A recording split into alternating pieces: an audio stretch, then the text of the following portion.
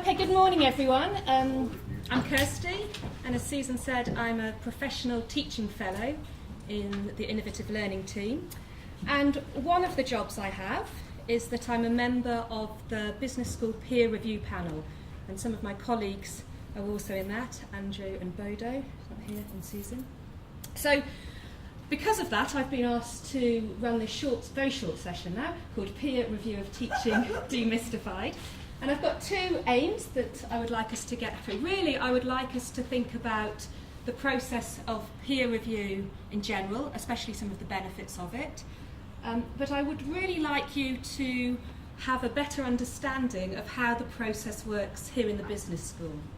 Okay? Since I've been in this role for the last year, I've sort of realised that people tend to have a different understanding of what is meant by peer review. So I thought we would start very briefly by sharing our understanding. If you could just talk to the person next to you and tell them, what do you think peer review means?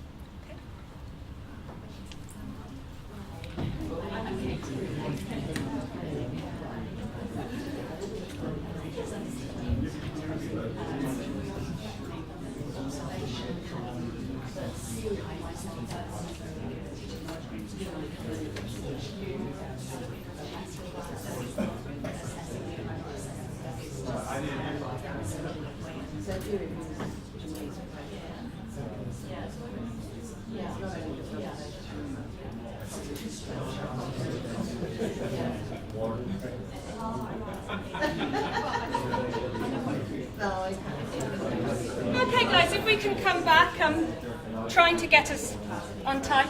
Let's share our understanding of what we think this process is. I heard the group here, Dad and Katie, talking about things. And Tim, okay. So perhaps, what do you think, Katie, when we talk about peer review, what is the sort of process that you're expecting? We would just say that it would be a non-threatening process, fairly unstructured. It would be on an equal level. It wouldn't necessarily be a formal evaluation.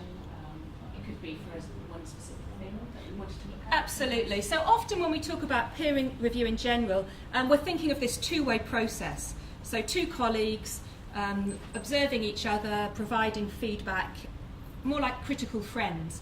Very possibly quite informal, and as you said, quite often you ask the person to focus on something. So it might be vocal delivery. Can you give me some feedback about that?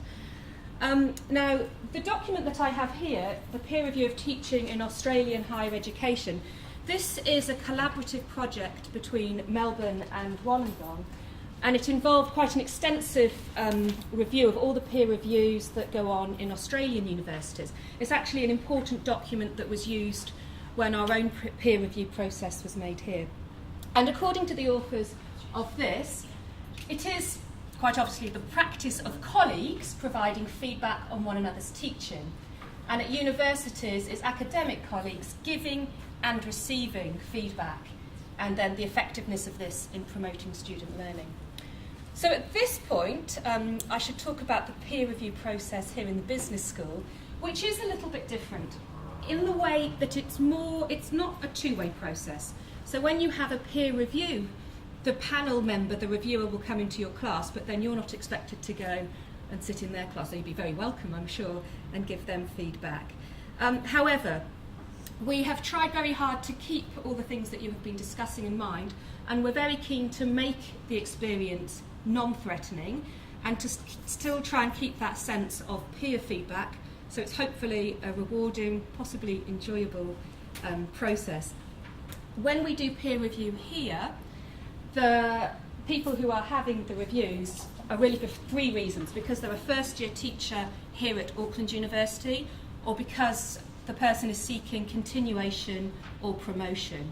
So because of this, the result of it is a report, a one-page report, which can be used as evidence to help achieve those goals.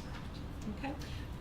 Just a point though, that doesn't mean that you can't do the colleague-to-colleague thing as well, and you'd be very welcome to use this as a tool to help you do that. And there are other places like Clear who offer additional types of observations. Okay, now our first objective that we were going to try to get through was really to think about some of the benefits of peer review.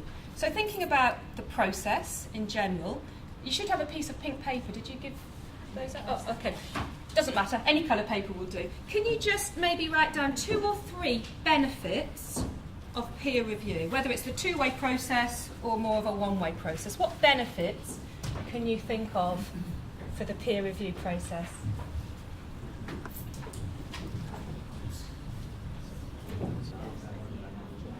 Okay, guys, can we come back as a group again? How many of you have actually had some sort of peer review process? Have you been through it? So not everyone. Okay. And the benefits? What are some of the benefits that you discussed? Andrew, I shouldn't really ask you because you're an expert. Oh yeah, good. Okay. So it can be very useful evidence that can help. Absolutely. Yeah. The one that we sort of agreed on was it forces you to reflect on what you're doing. Yeah. And sometimes it's not just what you think you're doing, it's what you're actually doing. Absolutely. We have an idea of what we're doing, but when someone else comes in and says, "You did this," oh, really? Yeah. Yeah. Good. Okay. Thank you. And the group over here, Tessa and Hanneke. David, did you? Any benefits? To identify what went well and what did not. David was saying that someone should look at not just from user perspective but from holistic perspective what is appropriate and what is good. Absolutely, yeah. Okay. Let's have one more from this side. Well, besides those things, I thought that it builds empathy among peers and a culture of excellence because you have some sense of what each other do. Absolutely, and I think strengthening those relationships within the school as well. Yeah. Okay, good. There are lots of different benefits that have been outlined in different pieces of research.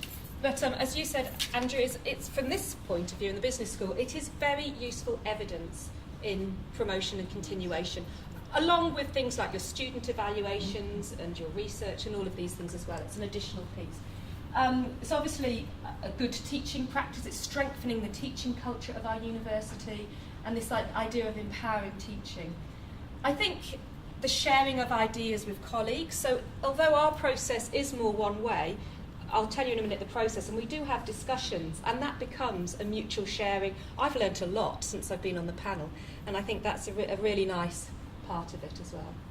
And yes, as Hanneke said, that what can you improve, and making sure that the professional development is appropriate to your needs. What do you need to develop? Now I know that I have to do have my own teaching reviewed in a few weeks, and although I do it as a job, I'm quite nervous about it. And I think most people feel, when you're in a classroom and someone's sitting at the back writing, it's quite uncomfortable. I know, isn't it, Andrew? It's quite oh no, and it's a bit different. So there are, as well as benefits, there are obviously some concerns and some worries. So what I'd like you to do now is flip your paper over and think, are there any things that you're worried about or concerns about peer review?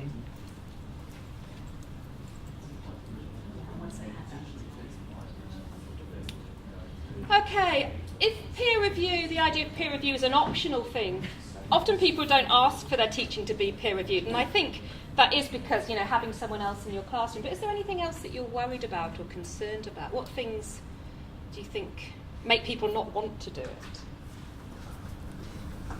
Imposter syndrome is, which most of us tend to suffer from, is you think you're not good enough. And you're worried that the reviewer will come in and say, "Yeah, you're not good enough." Why are you here? Yeah, absolutely. Yeah. Okay, so it's that confidence. It's also linked to my other one, which is we're worried about bastard reviewers. Oh, very nice. Yeah. Okay. So, and especially if you don't know the person and who they are. Yeah. And also if they're not from your field, So I'm not an accountant. If I'm going and sitting there and looking at an accounting lecture, what do I know? Anything else that you came up with? Just now we discussed about the context, and because each of us are quite specialized in some way. Yeah.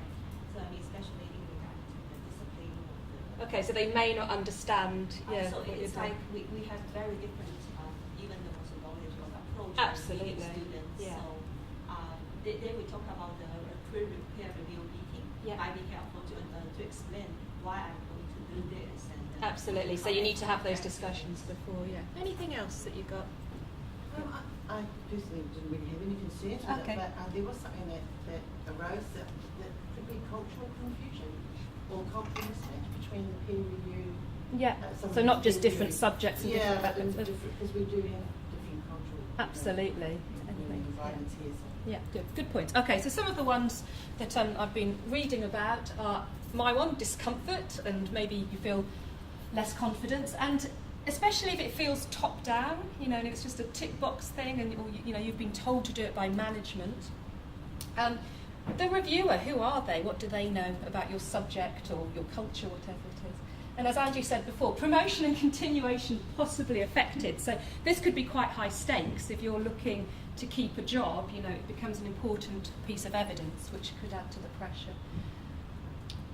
1 hour observed, I think the idea is that they're seeing a snapshot. So out of all the work that you do, not just the teaching, but all the stuff that you're doing online and all the other work that you're doing, they see that 1 hour. So how does that really show off your teaching? And this idea about, I think, kind of what you guys were saying, what is good teaching practice? There's lots of different ideas about what is good and what is not. So we have these very much as reviewers in our mind when we're doing the process, because we're trying to make it, as I said, as non-threatening as possible. So it's not an uncomfortable, unpleasant experience. Things like the reviewer, we all have to go through training, we have to be selected, and we often peer review together, which is probably more daunting. You have 2 of us in the class, but it's to check that we are on the same page and doing the same thing. But I think what I should do now is really go through the process so that any of you who would like to get promoted or continued, whatever, will know what you have to do. So essentially, we have a 3-stage process. First of all, the need for a peer review is identified. So as I said, it's first year teachers, so people who have just come to Auckland. They might have been teaching before, but it's their first year at Auckland, or who are looking to get continuation of their contract or promotion. So depending on the need, it might be the head of department requesting this peer review, or it might be the person themselves requesting it because they're collecting evidence for promotion. Now I think one good thing is that the reviewee has a lot of control, so they can nominate the teaching session. It could be a lab, a workshop, TBL, whatever they think shows off their teaching. We might advise them on it, but they can choose if they want to do a lecture. So a reviewer is selected. You can't choose your reviewer. You could refuse somebody, or if there's a conflict of interest, we would find another one. And then 3 appointments are made, 3 dates. And once this has all been set up, either we have she's not here today, coordinator Narissa. Narissa in the ILT team will send you the appointment dates and the document that you have here, which is quite big, so that you can read this before. And then before the actual observation, we have a meeting. Now, again, to keep it non-threatening and that idea of peer, it's a very informal meeting. We usually meet in the cafe, and it's only half an hour. And this is really an opportunity for the reviewee to share anything about the class, the course, the programme, how it fits in, how that hour fits in. Often I go to a lecture, a 2-hour lecture, and I see only one of those hours. So they might explain, well, this is what I will do next. So although you won't see X here, it comes later on. They might talk about the students and the class, any information they think is relevant, and they share documentation. So the sort of things that we usually see are the course outlines and any materials that are used in the session. The document that you have is both the form that we use in the session, but it's also something for the reviewee to use. And so they're encouraged to read it. And then during the pre-meeting, quite often there are questions about the dimensions, because there's all sorts of things that are being looked for, and some of them overlap. So if there are any questions about the process, then they're answered there. So we go through the form, and then we meet at the actual observation. So the observation, we have this form which begins on page 16, the boxes, and we sit and fill in these. There are 12 dimensions. We've actually just reflected and reviewed the whole process of our peer review. And rather than reducing them, from the feedback we got from the reviewees and the reviewers, we actually added 2 more. The 2 that we added were, number 1, the effective presentation and presence, because when we were sitting, writing, a lot of people are really have this presence in the classroom, great vocal skills, and you know, really wanted to reflect that. So we added this box. The other one we added was the last one, which is this idea of being a reflective and scholarly practitioner and sort of being open to feedback and reflecting on their own teaching. So we actually expanded it rather than narrowed it down. And at the beginning of the document, it shows the difficulties. It's impractical to attempt to construct a prescriptive, rigid framework that's appropriate to all teachers in all teaching situations, but at the same time, if you only have vague guidance, then it's the risk of bias and inconsistencies is increased. So I think when people first see this, they go, oh my God, look at this is really formal. But the idea is that there's all sorts of dimensions. You are not expected to have all of these filled in with heaps and heaps of examples. And in our pre-meeting, the reviewee often says, you know what, lots of this will be talking about 10. I'll have lots of examples about business and context. It's very practical examples. But in this course, this session, it's not so much on the research and the teaching side that comes in. So different types of teaching will show off different ones. Some of them we would expect to see. I'd expect to see some type of student engagement, which, you know, is broad, and I'd also expect to see, you know, so the learning outcomes that have been somehow made apparent. But they do overlap, and they are very broad. In the class, the reviewer comes in. It depends on the reviewee and also on the size of the class. So in a big lecture theatre, we usually sort of just sneak in at the back and sit down. In a class, I think I watched one with 6 students, and it would have been quite obvious. So we just are introduced as a visitor, and then we take notes throughout the class.